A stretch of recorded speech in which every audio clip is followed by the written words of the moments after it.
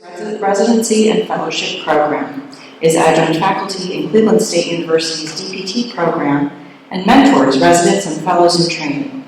Dr. Toll is a consultant with Eli Lilly USA on their Comprehensive Pain Management Advisory Board.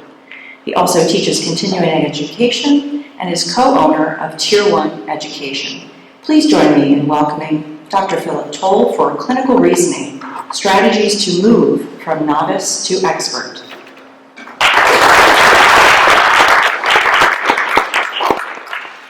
Thank you. As I was listening to the last talk, I was thinking this is probably a good follow-up to what we just heard, because I think we heard a good scenario of you're kind of rushing to this mountain, and when you get to the bottom, you're just seeing other clinicians who want to move up.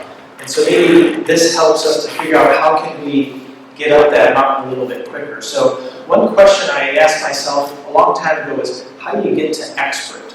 And the reason I thought about this was my start, my clinical career was a bit rocky. There was a lot of unknowns. I just was confused about a lot of things. Not just like hairstyles, all those things. So those were kind of early years when I started to get inspired by clinical reasoning. So what had happened was I started to treat patients and they weren't all getting better.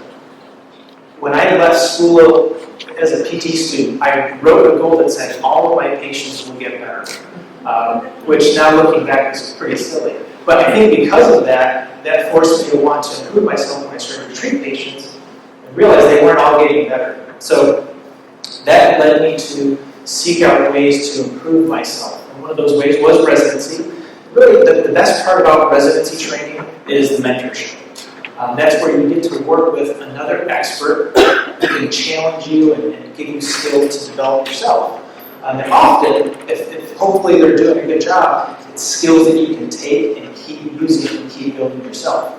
So with clinical reasoning being a big focus of residency training, I was inspired to learn more not only about myself, but by some of the other strategies that my mentor has given me, and just gave me greater perspective on things. So, when I get invited to talk to different health systems or PT clinics about clinical reasoning, we can go really deep into different strategies and talk about difficult cases and dissect them. For today, I was thinking, why don't we just go over some diagnostic clinical reasoning strategies? Because if we're not getting the most accurate diagnosis, treatment is probably going to be a little bit lengthened for that patient too. So we'll go over some different diagnostic things, but before we get too far, how many clinical instructors are in the room? Raise your hand and keep up for a second. And has anyone had 2 students back-to-back?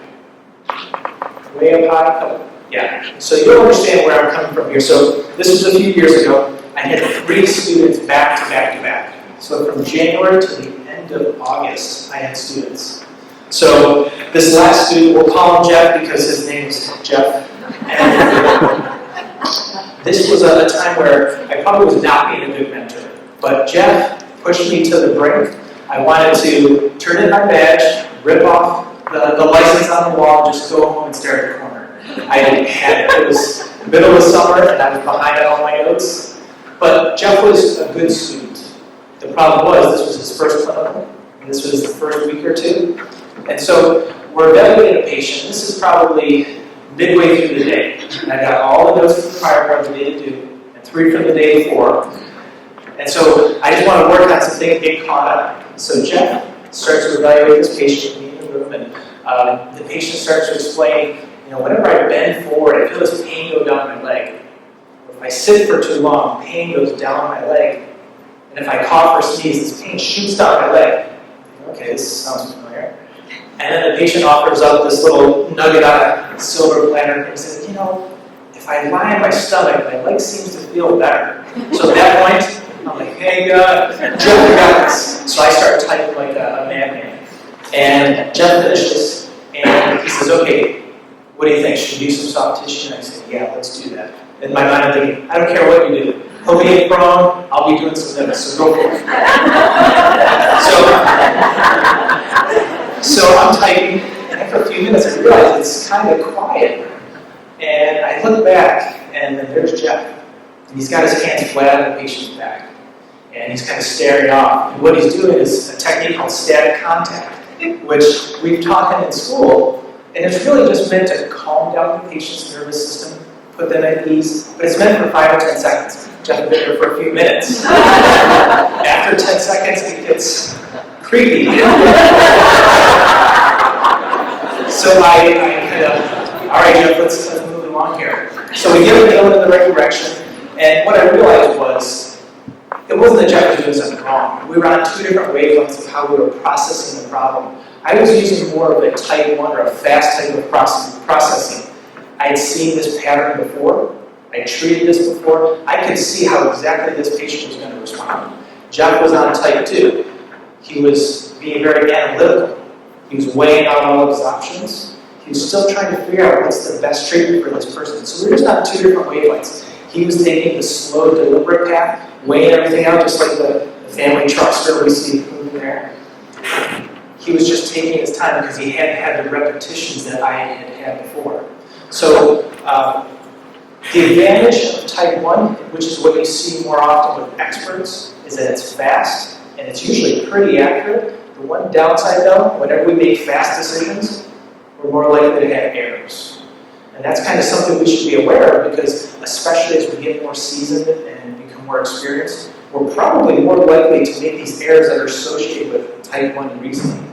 Now, we're going to still use both types of reasoning, even as experienced clinicians, because we're going to have difficult patients and we'll need to weigh out our options. So there's a couple different reasoning errors that we can make. One reasoning error is called an unpacking error. And I think we get this from time to time. That picture to the left, we can probably see that's pretty familiar, right? We're using computers a bit more. So this happened to me. I was a patient. I had a sore throat. It was really sore to swallow. It was one of those times where you felt like you were swallowing a cue ball, and it was really fiery and hot. So I went to my physician's office, saw the PA, and she gave me an antibiotic, and she said, take this, in a week you'll feel better. Okay? Took that, no different. So I went back, and this time I was seeing the physician. So I'm waiting for the physician to come in, and he comes in with his laptop, sits down, starts typing, and I'm kind of giving him a quick little rundown of what's going on. And he's just kind of nodding and typing. And he says, okay, stand up. So I kind of stand up and I get ready and I'm thinking, okay, this is it. I'm going to get the deluxe evaluation today on the lymph nodes and look at my throat. He says, all right, now turn and face the door. So I turn, I face the door. And then he opens the door and he guides me to the hallway and he says, let's try this script instead. It's a different antibiotic, try that, see how it goes. I was like, oh my God, that was 2 minutes. Probably not even, it was 2 minutes of me scratchy talking. But could there have been an error for an unpacking error? Thankfully, the patient made it, I'm okay. But imagine if there was something more serious. He maybe didn't unpack all the information. So that's one error we want to be aware of, is we get busy. It's really easy to just kind of take the pertinent pieces that we think are pertinent, but keep in mind there's a chance we could be missing valuable information from that encounter. And I do think probably our EMRs are making it a little bit easier to have that error pop up for us from time to time.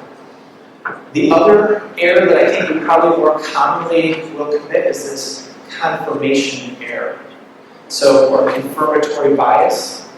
So this happened, almost happened to me as a clinician. I had a patient on my schedule with lumbar radiculopathy was the medical diagnosis, and it was from a good surgeon. She did a really good clinical exam. I trusted her a lot. So this patient comes in, and he's like the gentleman there, probably late 50s or so. He was able to retire early, and he was an avid golfer, 3 to 5 days a week, W and W permitting, which he said was wife and weather. As long as wife and weather were good, I'm golfing. So kind of a big guy, a little heavy on top, but skinny little chopstick legs. So he comes in and he's telling me, well, every time I go down there, I pick up the ball, I feel this pain from my butt down to my thigh. He said, it's even gotten so bad that when I sit in the golf cart, it hurts. It goes down my leg into my thigh. I said, okay, this sounds familiar. So I had to do some repeated flexion. And he said, yeah, that hurts. I like pain, that's it. And I had to do some repeated extension. And he said, no, it doesn't hurt at all. So again, my type 1 thinking is, I've heard this story before. But let's be thorough, let's check my dermatomes, those kind of things. So when I was checking his leg strength, I was checking knee flexion, and it reproduced his thigh pain. I thought, well, that doesn't seem right. That was kind of what kicked me off type 1 and started to bring me back to type 2. That didn't fit that typical pattern that I was used to of maybe a directional preference radiculopathy.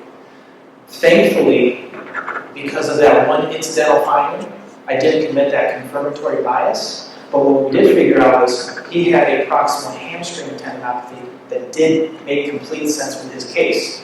You've got a big guy who can't really squat because he's got these little tiny skinny legs. So he's just doing it all through his hips, and a recent overload of his tendon from being newly retired probably was an overload to his tendon. He had a tendinopathy there. So thankfully, I think I avoided a confirmatory bias by luck, but I think we see this from time to time. We start to hear a typical clinical presentation that is very familiar to us. So we go and we select tests that only rule in our hypotheses. Probably rarely do we think, well, let me rule out this other thing just in case. So we've got our unpacking error where we're not pulling all the information out of the patient, and then the confirmatory bias, which is we're just looking to prove that we're right. Okay? So those are the two big things that I think are most common for us in PT. One method that we can use, and this is good for students, residents, fellows in training, it's very simple, it's quick to do, it's called structured reflection. And I know we make our residents do this informally. When they're evaluating someone, they've got to come up with 2 or at least 3 diagnoses, and then they start to envision a chart in their head, or you can write this out. But most of us are clinicians, so it's probably just better to do it in your head. But step 1 is, what are all the things you saw in your examination and subjective that support diagnosis A? And then you do the same thing for your next diagnosis. And the rule is you have to have at least 2.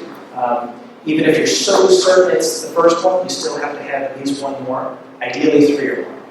But you first highlight what are the things that support this diagnosis. And then the second part is, what are the things that you saw during that examination and that subjective history that don't fit that diagnosis, or what refutes that hypothesis? So if we are catching both things, we're trying to rule in, but also rule out, and that can be with subjective or objective exams. And then the last feature, which is the one I think we probably will pull from if we see that person a second time, is what features would be expected for this diagnosis that we didn't see today? To me, this is the category that maybe you would put in, oh, I didn't have time to test this. Next time they come in, I'm going to check this. Or, geez, this is what we would typically see with this diagnosis. We should probably make sure that we rule that out next time. So this idea of structured reflection, this has been from physician literature, and it helps them with their differential diagnostic process too. I think we can implement that into our clinical practice as well. So if we had to summarize a couple of strategies again, just to reiterate, because I think these are a couple of easy things that if we do on a regular basis, we can start to avoid errors, which will hopefully make treatment more efficient and get patients better. One would be acknowledge if maybe you're doing a little bit too much type 1 thinking or processing. And again, as you get better at your job and better at your specialty, you're going to do that more, and that's a good thing. But just keep in mind, you're a little bit more likely to have an error versus the type 2, which is more analytical, you're more questioning of your hypotheses versus just assuming you're right. And then we mentioned the unpacking error, which is we're not getting information from that patient that maybe is so pertinent. We're not pulling all of the pertinent examination findings and also the subjective history components that will help us make a diagnosis. And then the confirmatory bias, which is, I think, probably the one I'm most guilty of. You hear it, you've got the subjective, you can almost start treating them after the subjective, so you pick 1 or 2 tests that should confirm your hypothesis. We want to just be careful, consider some of those other alternatives and rule those out, and that's where that structured reasoning kind of table comes in. Step 1, review all of the things that support your initial hypotheses for each of those diagnoses. Column 2, what are all of the things that refute that diagnosis? And then 3, what would I typically expect to see with that diagnosis that this patient was presenting with?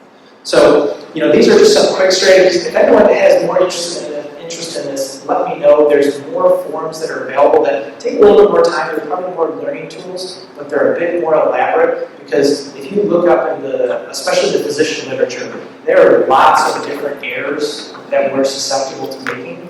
And I think you'll find most of them are centered around us being very busy, us having EMR, and those are the things that seem to block us from kind of that patient interaction. So that is all I have for you guys. Thank you.